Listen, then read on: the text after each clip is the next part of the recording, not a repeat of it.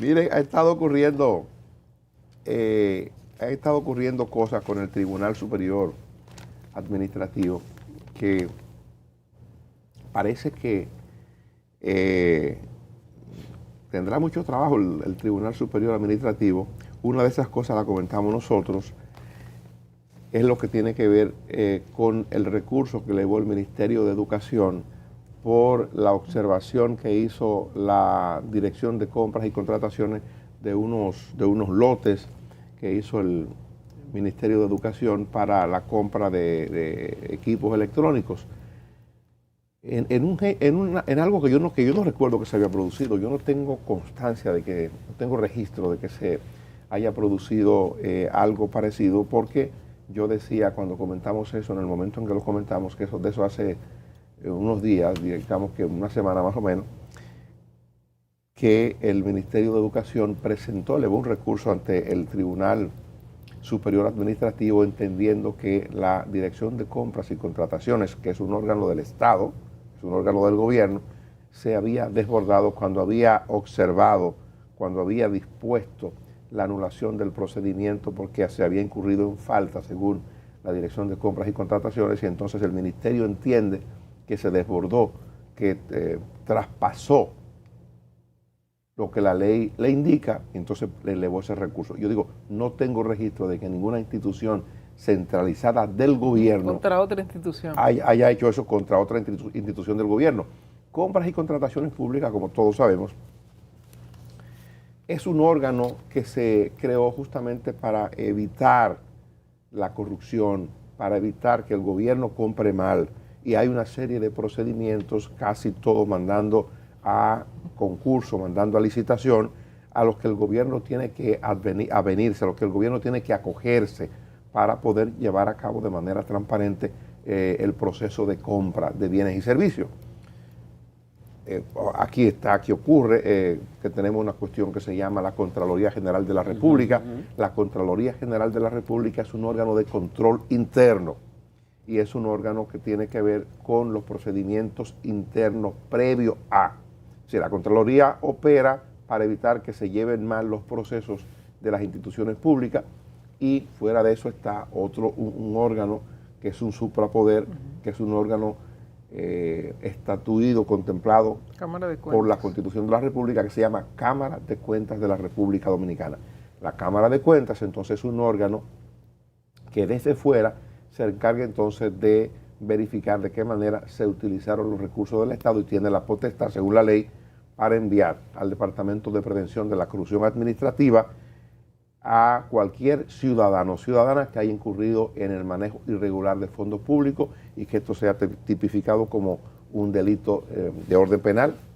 Cuando se hace una auditoría y se establecen este tipo de irregularidades, de inmediato se le comunica, después de agotar el debido proceso con el ente auditado, se le comunica al titular previamente. El titular tiene unos días para hacer los reparos o para responder los hallazgos de la comisión que envió la Cámara de Cuentas, y cuando concluye la Cámara su tarea, si se determina que hay algún ilícito penal, el expediente va notificado al incumbente y una copia va notificada al Departamento de Prevención de la Corrupción Administrativa, que es el PETCA, y a partir de ahí el PETCA tiene la potestad de llamar a ese funcionario para someterlo a la acción de la justicia, y que la justicia demuestre su inocencia, o el Ministerio Público tratar de establecer la culpabilidad. Ese es el esquema, pero en la preocupación que se ha tenido de que se compre de manera transparente bienes y servicios, se creó la Dirección de Compras y Contrataciones Públicas, que es un órgano muy incómodo, que yo digo que lamentablemente ha estado un poco desenfocado, en el sentido de que cada vez que logran abortar un proceso de compra y contratación, al gobierno lo celebran, cuando debería ser lo contrario, porque eso significa que el gobierno se para, el gobierno se paraliza, y cuando el gobierno se paraliza, la economía se tranca, las instituciones son menos eficientes, los ciudadanos dejan de recibir un servicio. Digamos que cuando se paraliza un concurso que se ha hecho para construir una carretera porque no se hizo adecuadamente, los ciudadanos que nos vamos a beneficiar con esa carretera que se va a hacer, sufrimos la consecuencia. No se hace la carretera o se retarda la construcción de la carretera. Sin embargo, a pesar de que yo digo que la Dirección de Compras y Contrataciones ha operado así, no hay que dejar de reconocerle que ellos tienen que hacer un papel, que ellos están haciendo un trabajo y que este ejemplo o este precedente que se ha sentado con el Ministerio de Educación pudiera ser un muy mal ejemplo, porque a partir de ahora, si eso prospera, si el recurso que elevó el Ministerio de Educación prosperase, veremos que la Cámara de Cuentas no tendrá tiempo de organizar el proceso de licitación, porque tendrá que dedicarle tiempo a los tribunales. Sí. Si esto prospera, fíjame bien lo que estoy diciendo, si lo que ha hecho el Ministerio de Educación prosperase, entonces yo creo que la Dirección de Compras y Contrataciones tendría que contratar una batería grande de abogados para que le defienda diariamente en los tribunales, digamos en el Tribunal Superior Administrativo, porque si esto prende, si esto funciona,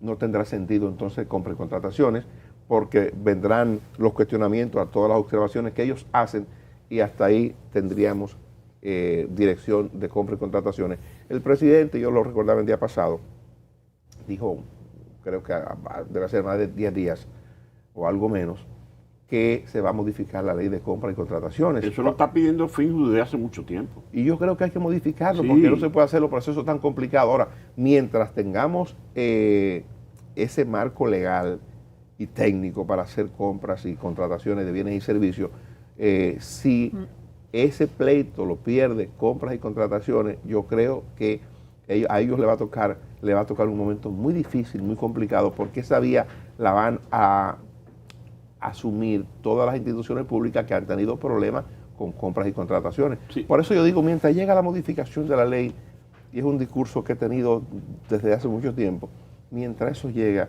yo creo que la relación de compras y contrataciones con los ministerios, con las direcciones generales, con las administraciones de empresas del Estado, debe ser una relación fluida y una relación, bueno, no de armonía, porque compras y contrataciones... No, debe ser armónica, Dani, sí. Bueno, debe ser armónica, pero hay que reconocer que compras y contrataciones es un órgano medio odioso, porque es un órgano que pone trabas, es un filtro. No, lo que sí yo creo es que debe haber alguna flexibilidad para instituciones del Estado que tienen urgencia en casos. Por ejemplo, el Ministerio de Educación está anunciando que en 30 días se inicia el año escolar y que necesita unos equipos que ya fueron entregados, pero que hay que pagarlo.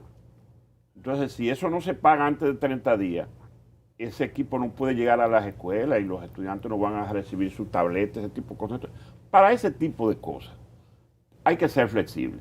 Entréguenle eso en lo que se averigua el caso. Mire, Freddy, cuando aquí comenzó la pandemia, hay una institución que se llama INAIPI, Sí. a la que el presidente de la República de entonces, que se llamaba Danilo Medina, y un equipo que asistía al presidente en la presidencia, José Ramón Peralta y el señor Gustavo Montalvo, autorizaron a la gente de INAIPI, pídanle a los suplidores que le lleven, porque no podemos permitir que a la población, a los infantes que recibían esos kits con alimentos, no le podemos dejar de dar eso, y sobre todo en medio de la pandemia. Sí, entonces, sí. pídanle eso primero y vayan organizando el concurso. Después hablamos. Y después hablamos. Mire, Un liazo. pues esa gente están, bueno, ahí están, el expediente está ahí en el PETCA. A esa gente lo interrogaron y están a expensas de que en cualquier momento lo vayan a buscar preso.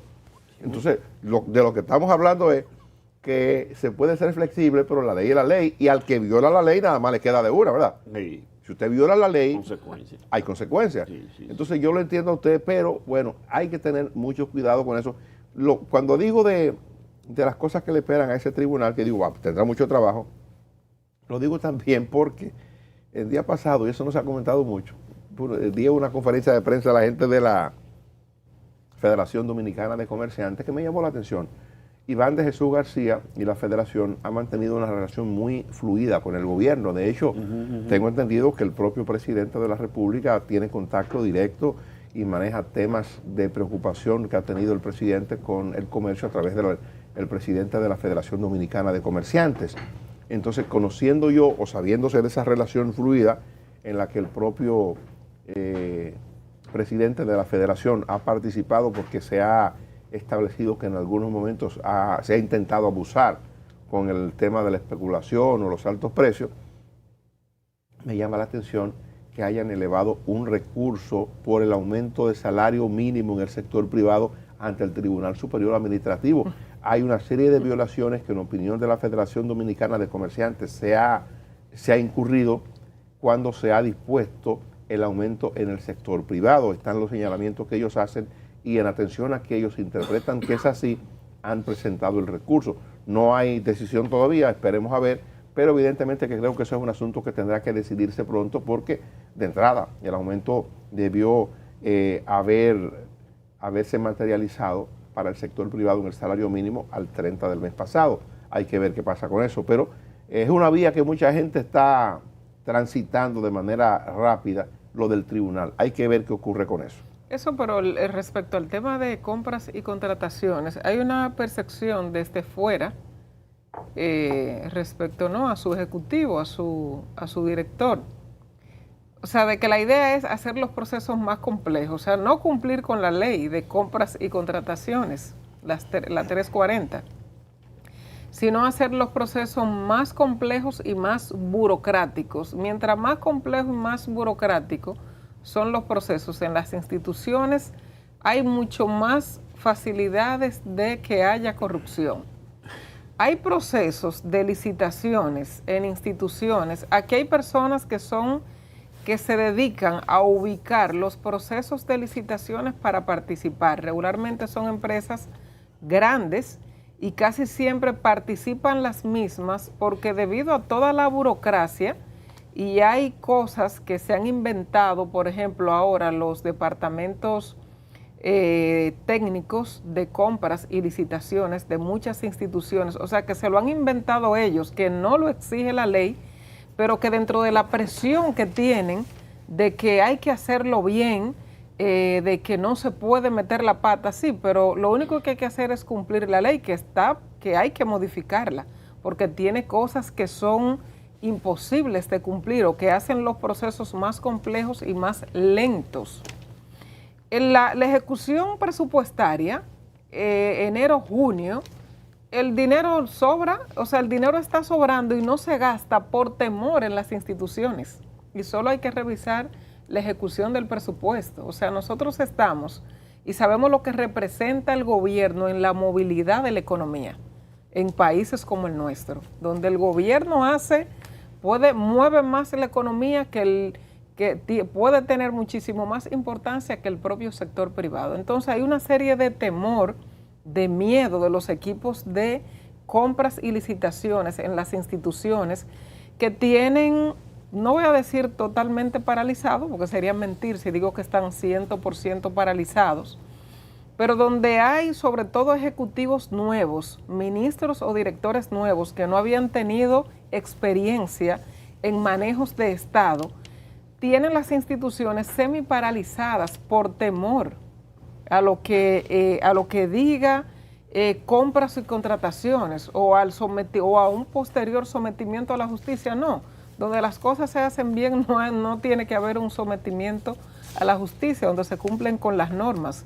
Pero esa ley de compras y contrataciones y las presiones que se ejercen desde esa dirección muchas veces paralizan las instituciones, donde no hay un ministro o una ministra, primero con conocimiento, con poder, o sea, de ejecutar sus proyectos y su presupuesto, están paralizados, esperando a ver cómo qué ocurre, qué sucede, porque tienen muchos temores, empezando con los temas que pasaron en principio en Contraloría, que hubo inconvenientes al principio. De hecho, creo que el director, si mal no recuerdo, lo movieron y se cambió de director. Entonces, una serie de peticiones, de complejos. Hay empresas pequeñas, empresas medianas o pequeñas que se le hace imposible participar de procesos de compras y licitaciones, porque se le hace imposible, empezando por lo que usted tiene que pagar adelante, un proceso que si no sabe si va para retirar el pliego de condiciones, todos los papeles a depositar en en la institución el pago de los impuestos al día ni se menciona, y si el gobierno te debe, olvídate de eso, o sea, porque el gobierno, que es algo que creo que el presidente Luis Abinader debe verlo, el que le vende al gobierno, o sea, el que le vende al gobierno, que casi siempre es a crédito, o sea, fiado. El gobierno te exige, o sea, impuestos internos te exige, bueno, usted debe tener sus impuestos al día para poder participar, por ejemplo, en este proceso de compras y licitaciones X. Pero resulta que usted le ha vendido otras cosas al gobierno de las cuales ya usted pagó esos impuestos por adelantado, facturas que ni siquiera se les ha pagado. En el otro... Entonces así, el negocio así no es, sí, el negocio así no es conveniente, ¿no? En el anterior gobierno, yo recuerdo que había un equipo de la presidencia que trabajaba solo con esas instituciones que visitaba el presidente los domingos, la visita sorpresa, para organizarlo y ayudarlo a formalizar su expediente como suplidores del Estado y a constituirse en cooperativa. Pero había que darle el seguimiento y educarlo en eso hasta que se constituyeran y formalizaran su papeleo en compra y contrataciones a los fines de que estuvieran al día y poder optar por un préstamo o una ayuda del gobierno. Pero mire, esa visión o ese enfoque que tiene Johanna, yo creo que muy cierto y de alta preocupación. Digamos que estamos ahora en el mes 8, faltan apenas 4 meses para que termine el año, y a partir de eso uno sabe que el presupuesto que se hace para cada una de las instituciones públicas es un presupuesto para el año completo. Uno supone, en pura lógica, usted debe suponer que el presupuesto del gobierno en cualquier institución pública que tiene un presupuesto como el que usted tiene en su casa, este es el gran presupuesto, que es el presupuesto nacional, es donde el gobierno hace aprobar una ley que la aprueba el Congreso de la República con lo que se presupone que el gobierno va a recibir como ingreso y lo que se presupone a partir de eso que el gobierno va a gastar. Y ahí está establecido lo que el gobierno tiene que pagar por el servicio de la deuda interna o externa, en función de los compromisos que tenemos, que arrastramos, de los compromisos nuevos que hace el gobierno. Ahí está contemplado lo que el gobierno va a gastar en infraestructura, construcción de escuelas, carreteras, hospital y demás. Ahí está contemplado lo que el gobierno proyecta cuando si quiere hacer aumento, los gastos corrientes, que bueno, es como el presupuesto de su casa, ¿verdad? Lo que usted paga de luz, lo que usted paga del teléfono, lo que usted paga para la mesada de los muchachos, eso. Uno supone en lógica simple que el gobierno debería tener una ejecución presupuestaria entre el 65 y el 70%, quizás el 80%, en función del tiempo en que estamos en agosto, efectivamente. Sin embargo, y ahí le doy todo el crédito a Johanna, sin embargo, hay instituciones que apenas han ejecutado el 20%, 22% del presupuesto que se le ha consignado para el año calendario, para los 12 meses. Entonces, evidentemente que ahí pongo el ejemplo que ponía con la carretera, cuando el gobierno presupuestó en una institución X, digamos, ahora que hablo de carretera se me ocurre decir obras públicas, que hay una ejecución muy baja en obras públicas, dicho sea de pasada, según la información que manejo. O digamos que salud pública, y entonces en salud pública de lo proyectado no se ha podido ejecutar el presupuesto adecuadamente. Eso tiene que ver con la eficiencia, con la eficacia del ministerio, que por razones X no ha podido hacer la inversión o las inversiones que se proyectaron. Es un asunto que también hay que verlo. Y la gente no lo hace, como dice Johanna, por miedo. Es posible que la gente no lo haga por miedo, porque entonces si te publicaron una cosa, o si la gente de la compra y contrataciones no lo vio bien, el gobierno tiene, y yo creo que son de las observaciones que hay que hacerle a la administración, y uno lo puede entender por la novedad, por lo nuevo. El gobierno es un equipo de gente nueva. La gente del PLD venían arrastrándose ya en la administración del Estado, se hicieron expertos. Estamos hablando de 16 años. 16 años. Ese equipo se entrenó. Manejaban eso. Ese equipo se entrenó. Sí. Entonces el PRM, que es un equipo nuevo que está manejando eso, uno puede entender eso, pero es un reto. Eso hay que asumirlo ya. No pueden paralizar el Que país. en 2 semanas cumple el primer año. En 2 semanas se cumple el primer año, entonces no podemos paralizar el país. Yo creo que, y aprovecho, repito que Johanna plantea el tema, esa es una meta a superar. El gobierno tiene que plantearse para el segundo año, que se va a iniciar dentro de pocos días. Hoy estamos a 5, en 11 días se inicia el segundo año del gobierno del presidente Abinader y del PRM. Entonces hay que lograr que para el segundo año haya un equipo ya más aceitado para que las cosas caminen bien y para que el gobierno pueda decir cuando termine o a mitad del gobierno hemos hecho tales y cuales cosas, que también hay que poner como nota que al presidente Abinader le ha tocado una época, le tocó la pandemia. Me imagino que cuando él, la pandemia se le metió, ahora la porcina. Y ahora la fiebre porcina. Cuando Abinader se le metió en la cabeza que quería ser presidente, yo me imagino que él nunca pensó que iba a ser presidente de su país en medio de una situación como esta. Pero yo insisto, Dani, en que lo correcto es trabajar en crear equipos de acompañamiento a las instituciones para que lo ayuden a conocer. Pero para que funcionen, no, Freddy, no para que se paralicen, porque lo que pasa para ahora que funcione, mismo, exacto. Exactamente. O sea, lo que un pasa ahora equipo que mismo lo ayude es a que conocer los procedimientos. O sea, el temor o la falta de conocimiento, como usted dice, paraliza los procesos. O sea, tienen a los comités de compras y licitaciones. El que trabaja publicidad como nosotros, que él no, todo el que tiene medios tiene que trabajar la publicidad y el gobierno es uno de los principales colocadores de publicidad. O sea, usted tiene instituciones que le dicen que hay que hacer una comparación de precios, pero ¿cómo usted va a hacer una comparación de precios de su programa en el que usted establece los precios de su cuña? O sea, ¿cuál comparación de precios? O sea, pero eso es el temor para la ejecución, el temor para que, bueno, se quiere trabajar bien y está bien, se quiere hacer lo correcto, solo hay que cumplir con las leyes y con las normas internas, no hay que hacer absolutamente más nada. Ahora el que le publica un tuit con algo, con una colocación que hizo de publicidad o algo, entra en pánico, no pasa absolutamente nada. Si todo está dentro de las reglas y de la norma, no hay nada que temer. Si usted lo que vende pan, ¿cuál es el problema de vender un pan a Freddy? Exacto.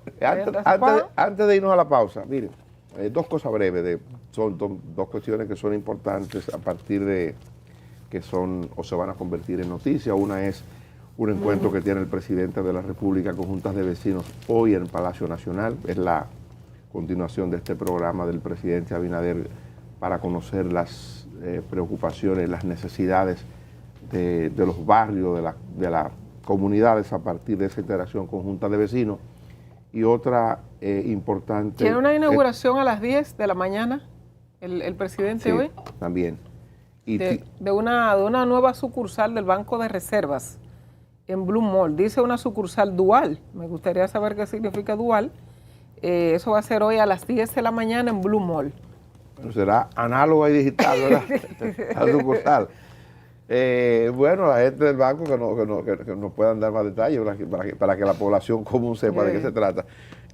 Otra cosa es que a las 4 de la tarde hay una rueda de prensa del señor Neney Cabrera, que es el encargado de proyectos estratégicos y especiales de la Presidencia de la República, a quien el presidente de la República le ha encargado junto con el ministro de Obras Públicas la intervención en el Ayuntamiento de Santo Domingo Este, y a partir de ahí ya se han producido algunas tareas, se han acometido acciones para higienizar, para ayudar al